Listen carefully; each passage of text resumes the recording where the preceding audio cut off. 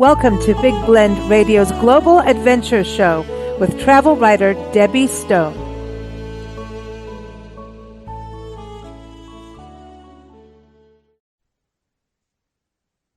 Welcome, everybody. We are excited to go to Little Rock, Arkansas. Yes, where the Arkansas River abounds. And Travel Monkey, I just say Travel Monkey instead of Fire Monkey. Again, I did this last episode and I did it again this episode. But Debbie Stone is an amazing travel writer who travels the globe. But this time on this episode, she stayed in the lower 48. I couldn't believe it. But welcome back, Debbie. How are you? I'm doing well. Thanks for having me. Hey, so yeah, you were in the lower 48. I almost fell off my chair when I found out that you weren't off like Hawaii, Samoa, some of the recent conversations, Patagonia, Chile, So, Arkansas, how was that for you? I know Nancy and I loved Little Rock, but what was your immediate impression getting there? I think I was totally, put it this way, my expectations were exceeded greatly by this experience of being there and exploring the city. I wasn't sure really what to expect. I didn't really know too much about Little Rock other than some history regarding the Little Rock Nine, and also knowing that it was where the Clintons were and the presidential library. But other than that, I really didn't know too much about the city, and I was so delighted to discover this incredible place that is, for some people, it might not be an obvious choice to vacation there. But I think when you learn what's there, you'll say to yourself, "Gee, I think I'm going to put this on my list. It really deserves a spot on my travel bucket list or radar." And also, it's important to note that you can have a good time at a great value here, which I think is something that a lot of people look for. Yeah. And it's just a city with so much going on. It's a good food scene, great downtown area, lots of historic and cultural attractions, and a great outdoor scene as well. So it really is something for everybody. With the downtown, what Nancy and I went there a few years back, right before the pandemic, and what really got us is how the downtown had this small town, upscale, historic downtown, at the same time a waterfront, and also that the waterfront, that they made it important that people get out and walk and also soak up art. There was sculpture gardens, and so they kind of put quality of life at the top of the list for downtown Little Rock, wouldn't you say? I think so. It's a really beautiful riverfront area, and I think locals and visitors both find it a wonderful place to stroll and, like you said, soak up the views and soak up the art, and just being in this lovely green space that they've really taken such great pains to create, which I think is such a wonderful adds value to the whole place. Yeah. Now you went to a museum that we didn't get to go to, which is the Purse Museum. What? A purse museum? Are you kidding me? And everyone, just so everyone knows, Debbie's got an article linked from our show notes. Wherever you're listening, check the link in the show notes for that. And it is amazing to me. A purse museum. I know out in Marfa area, like near Big Bend, they have like the Prado Museum. That's like this interesting kind of, you have to just go and see it. That's it. But like, this is amazingly different. It's the only, basically, it's only one of two such museums in the world. The other one, we were told, is in South Korea. But it's called the ESSE Purse Museum. And ESSE actually comes from a Latin word which means to be, which basically is, from what we understand, the founder and owner, Anita Davis, of the museum. It is what she wanted to bring to people, which was that the purse is more than just a bag, but more of an extension of the woman and her identity.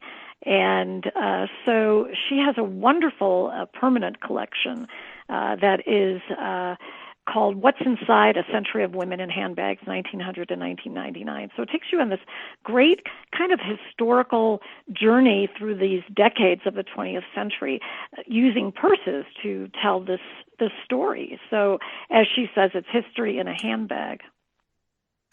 History in a handbag. And that's the thing. It's so you are who you are, like according to your handbag.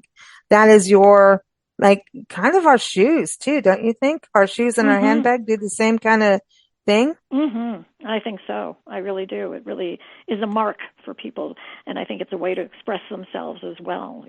So so example, they'll you see the 1920s, and you see these thin strapped or clutches, and then you'll go into the 40s, and you'll see these purses get bigger and more practical, and then you'll see matching gloves, shoes and purse ensembles in the 50s, and so it's fascinating, and it's fun to think back to these times, or if you actually lived in certain of these eras and have that connection, or you have mothers and grandmothers who also you saw carrying purses, and you can relate to that as well. So it's a wonderful museum. I was so delighted to be able to tour it, and it was something really, really special that I think it's only in Little Rock.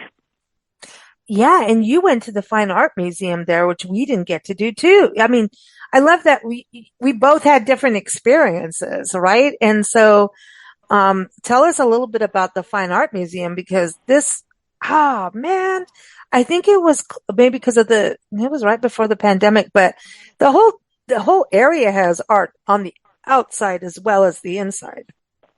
Absolutely. It's a gorgeous building. They use a lot of light and space, and it is considered an architectural landmark in the city. And, the permanent collection is phenomenal. Great well-known artists like Diego Rivera and Claude Monet and more.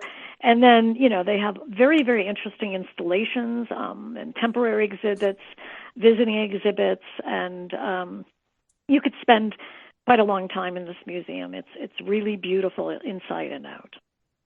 Wow, wow. And then, so getting around, I mean, did you fly into Little Rock? Because it's got an airport right there, or did you drive Yeah, in? yeah, yeah. It's great. It's a small airport, but it's wonderful because I love small airports that make it very Me easy. too. And you can just walk right out, and you're there, and you can get transportation. And then when you're in town, there's a wonderful free trolley that goes around town, and takes you from that downtown area up to North Little Rock. So it's wonderful to have that free transportation, and it's a fun way to get around. I was going to say this is pretty amazing too when you think about it that you can just fly in and the downtown is not far from the airport, right? So you Right. easily get to a shuttle and you stayed at the Marriott, right? And there's so many lodgings, but downtown has Yeah. easy hotels with downtown and river views. Like Yes. that's Yeah. amazing. Yeah. Great choices of accommodations. You can find everything, I think, for every budget out there, and depending on the location that you want to be. But it's nice to be downtown to access everything because it's all walking. It's very, very accessible.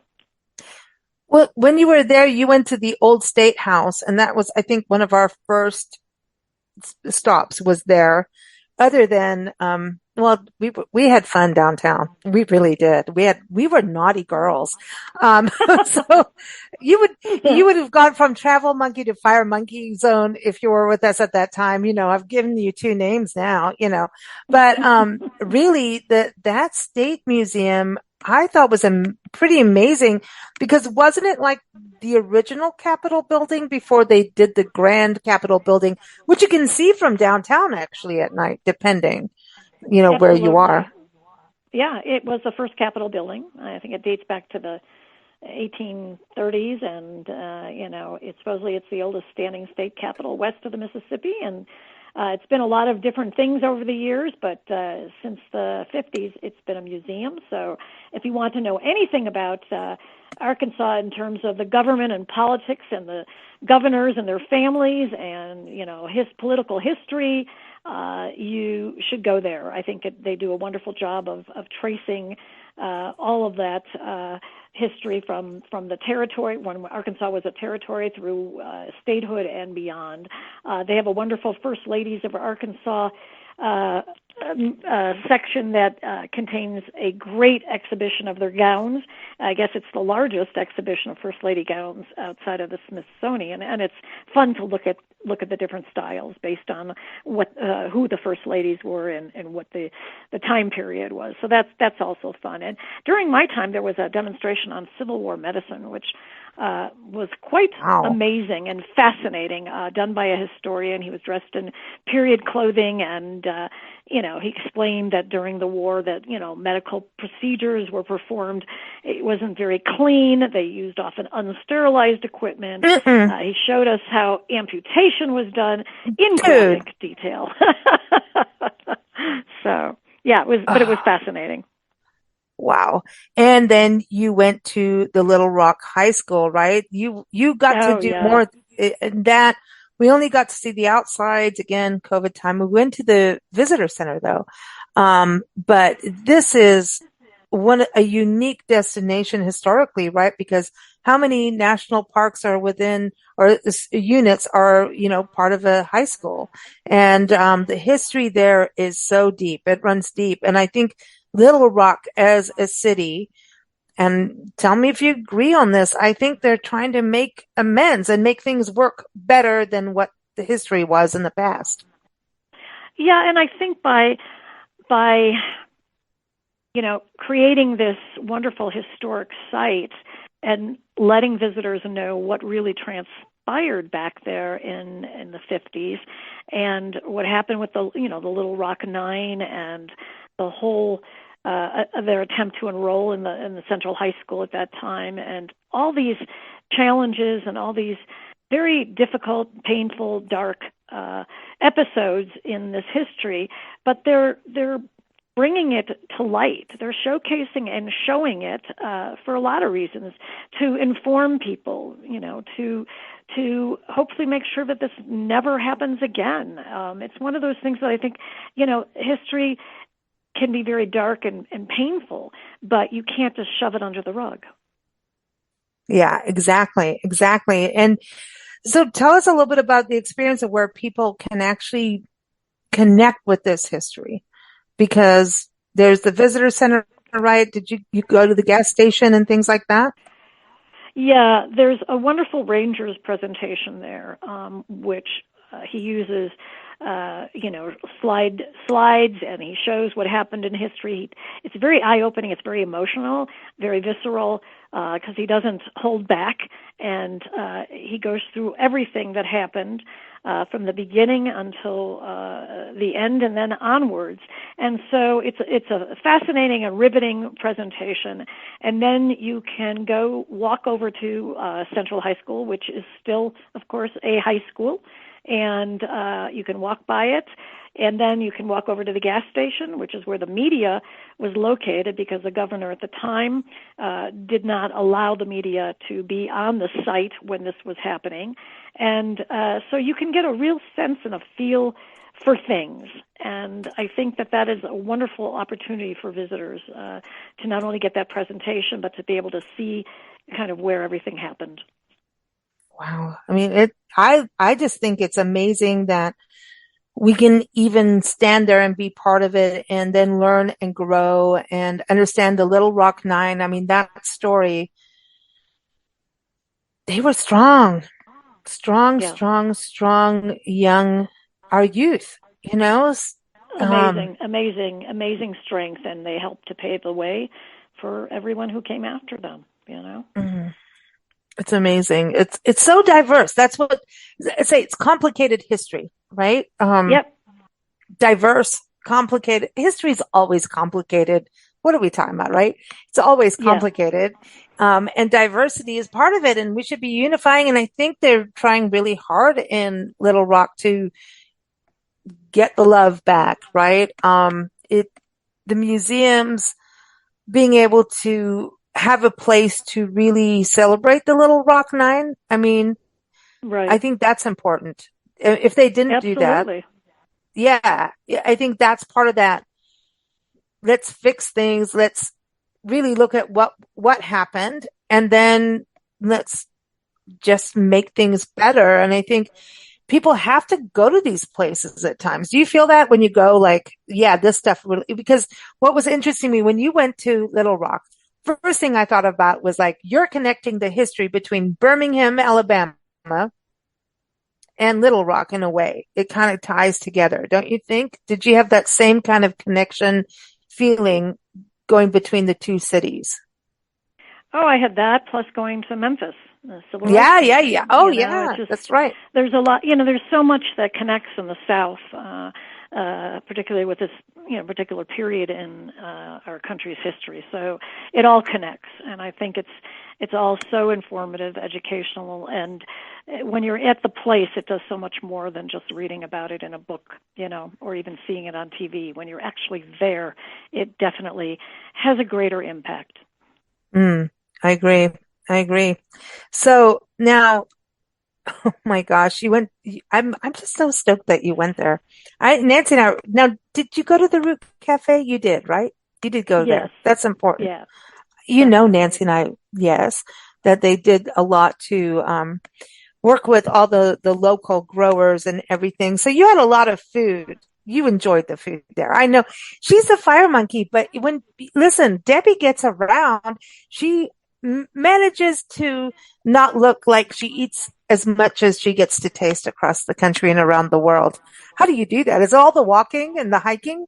Because I think it's activity, but it's also when I taste something, it's not like a huge plate of something. It might be a taste of something, a small portion of something to sample, to try, and to savor whatever it is. But I don't need to eat a ton of it to yeah. get a feel for it. You know what I mean? And so, of course, you're in the South. There's always just incredibly good food, Oh, and whether you like barbecue or whether you like the fish, the seafood, and all sorts of wonderful options there. The biscuits, which are phenomenal, and so yeah, I think it's a matter of course trying and sampling, and then a whole lot of activity, which often on when one travels, you walk a lot.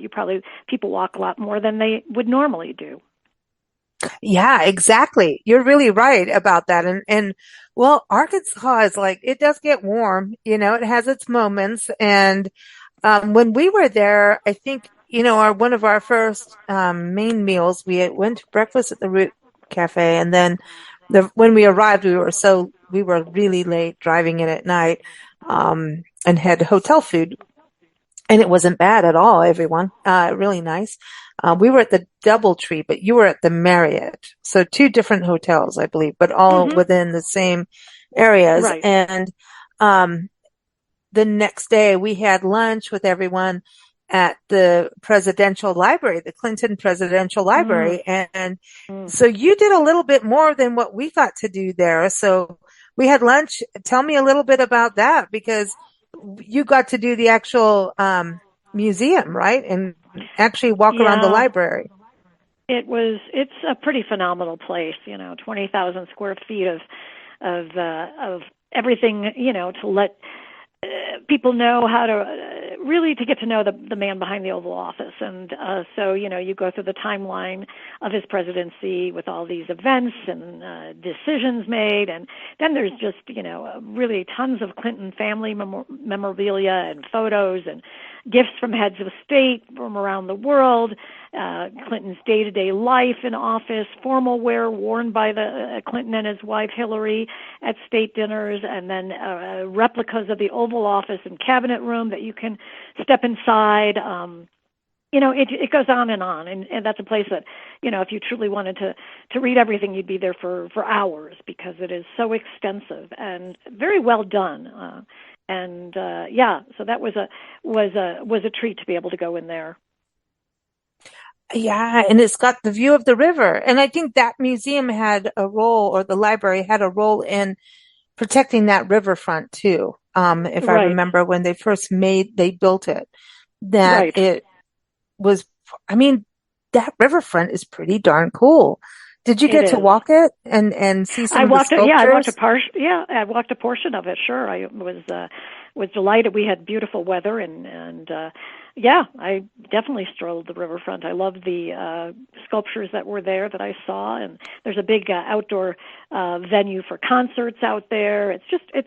It's quite a nice place, and if people like the outdoors, Arkansas is the natural state, and in Mm. Little Rock they've made a real effort to emphasize that you can, cycle along the river trail. You can take a kayak, down the Arkansas River. There's so much to do outdoors. You can hike, and there's nearby hiking. That's great.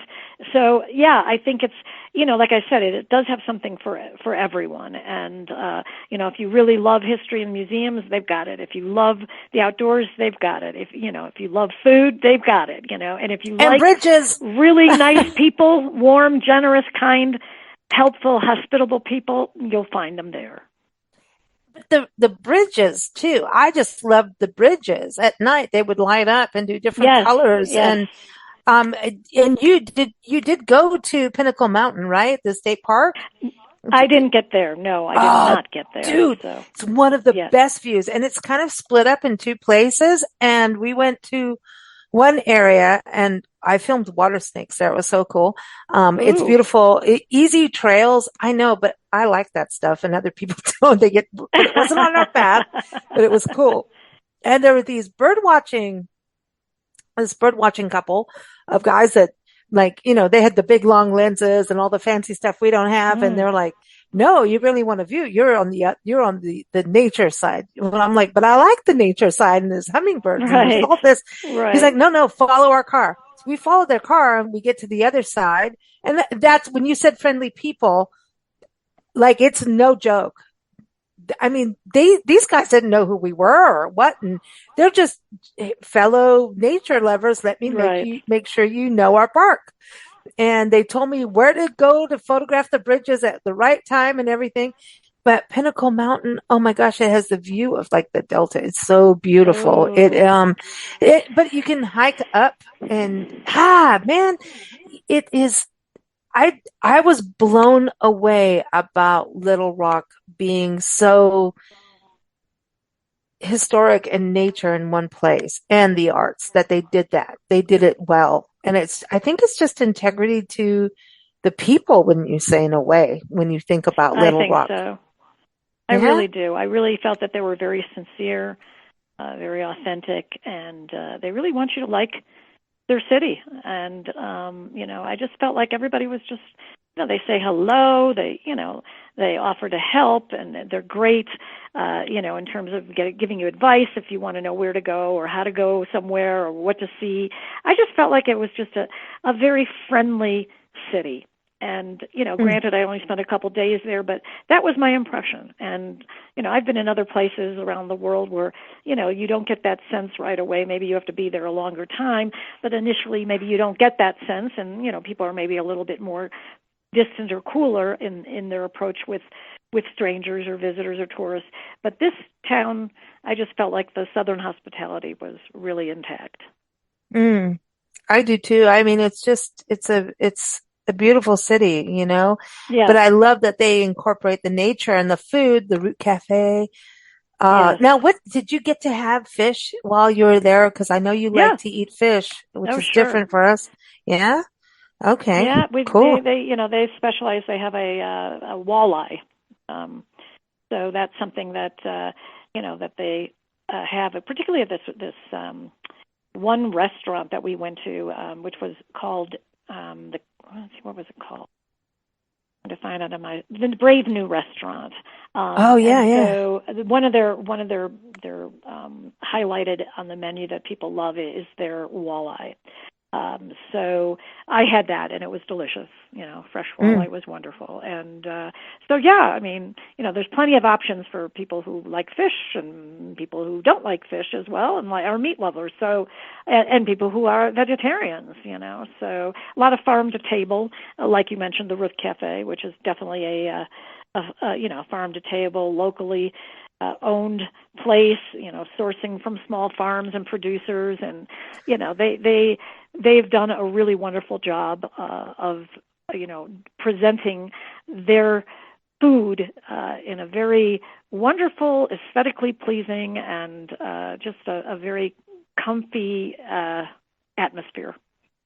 Yeah, and the other thing too, it's like when you look at really supporting the agriculture, and it's a small state, but it's a job, to Yeah, do that and spend all out. I mean, sure, and it sure. feels like you're sitting around a farm kitchen table, Yes, when you're there.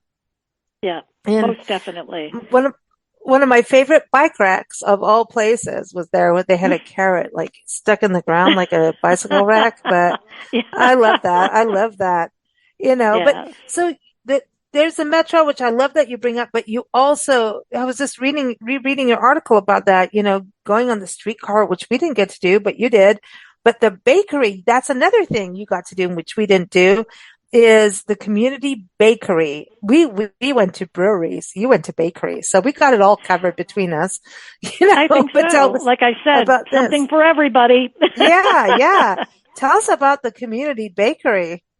The community Mm. bakery has there's you like good yummy baked goods, like scones and sticky buns and croissants. That's where you go. I think this neighborhood that it's called Soma for short, Ah, but it's the South Side Main Street district, and it once was this really rundown area of town, and so it underwent a big revitalization and is now this really cool neighborhood with cafes and boutiques and gardens and street art. And this is also where the S.E. Peirce Museum is, which is right near the Root Cafe, by the way. So yeah, it's a wonderful place to just explore and peek inside these wonderfully fun, unique uh, stores and sample good bites at places. But yeah, it's definitely I think a choice neighborhood to explore for visitors. I think it's amazing, like how much they've done. I mean, Yeah, now would you say the downtown is really big or small? I think it's compact. I think that's what I would say. It's compact. I Ah, think that's a for good way to visitors, say it. and I think for visitors that makes it really easy to get around. A Mm, lot of the State House Museum's right there, the Arkansas Museum of History, which we didn't mention, but that's there as well. hmm. So you're able to see a couple of places right there, and then the Riverfront Park is there, and so I think the downtown is fairly compact, and as a traveler, I appreciate that. Mm. When we went to Little Rock, we were pretty surprised about it. Honestly, I saw all these things on their site and everything, littlerock.com, everyone check it out. Um, but we were honestly kind of like, wow, this was like a whole new adventure for us in this country, for us. And, I'd tell people about it, we'd write about it. And I always thought, like, I want someone else to talk to me about this because did they feel the same excitement as we did? And did you feel that way too? Like going there, that it was a little more different than what maybe like preconceived ideas? I don't know what it was, but it was just so different. I didn't expect it to be so vibrant. That's what it I think is. that I think it's a very pleasant surprise for people. You may go in with preconceived notions. I always try not to go in with preconceived notions, but No, it doesn't sometimes work.